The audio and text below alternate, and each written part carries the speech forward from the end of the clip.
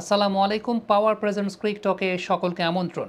সাকিব আল হাসানের কিক কাণ্ডের পর থেকে বাংলাদেশের ঘরোয়া ক্রিকেটে আম্পায়ারিংয়ের মানটা কিন্তু উন্নত হয়েছে। হ্যাঁ, হিউম্যান এররের জায়গা আছে, কিন্তু আম্পায়ারিংয়ের মানটা গেল বছরগুলোর তুলনায় বেশ উন্নত হয়েছে গেল 2-3 বছরে।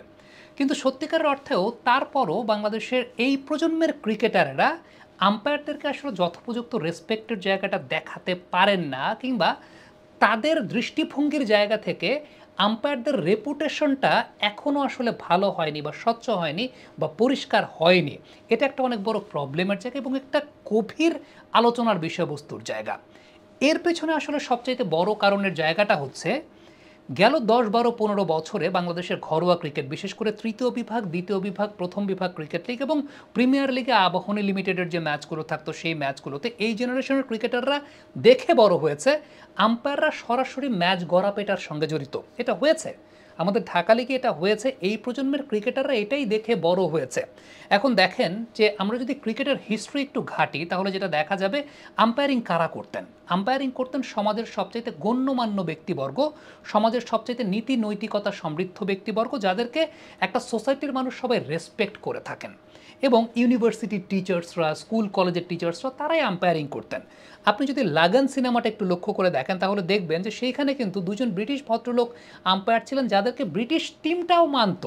মানে আপনি চিন্তা করেন যে ওই যে শেষের দিকে একটা নো বল দেওয়া হলো ইন্ডিয়ানদের পক্ষে, ওইটা আলটিমেটলি যদি না মানতো তাহলে ব্রিটিশরা কিন্তু না চাইলে নাও মানতে পারতো, কিন্তু ওই আম্পায়ারদেরকে তারা মানতেন, কারণ আম্পায়ারিং করতেনই এমন ব্যক্তিবর্গ যারা আসলে স্যার একটা মাঠের স্টেক হোল্ডারদের মতো, তারা আসলে দে আর দ্য বস, আম্পায়ার এবং ম্যাচ রেফারি।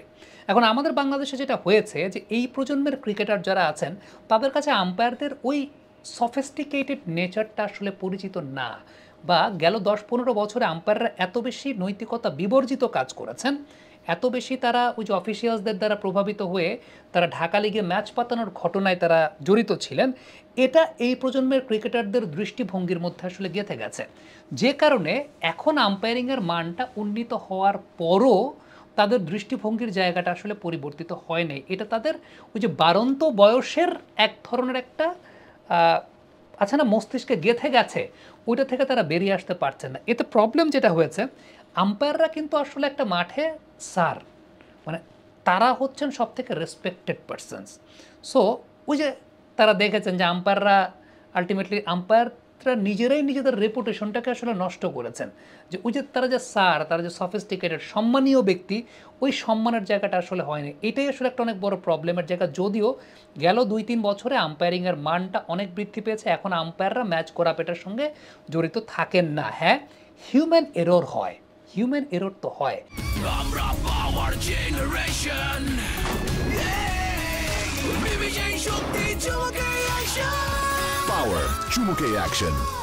এখন আপনি খুব সিম্পল একটা ব্যাপার, যে ওই দিন মিরাজের বলে পারভেজ ইমনের যে আউটটা, সেই আউটটা সৈকত ভাই হয়তো বা ভুল করেছেন, সেটা ভুল করতেই পারেন, বাট সেটা রিয়াকশন পরবর্তী সময়, ওই বলটা তো এরকম রিয়াকশন হয় না। এরপরে তানভীর আহমেদ যখন ইবাদতের একটা বলে মোহাম্মদ মিথুনের এলবিডব্লিউ দিলেন না, তখন রিয়াকশনটা আরও অনেক বেশি হয়েছিল, যেটার কারণেই আসলে তাওহিদ হৃদয় এবং ইবাদতকে জরিমানা করা হয়েছে।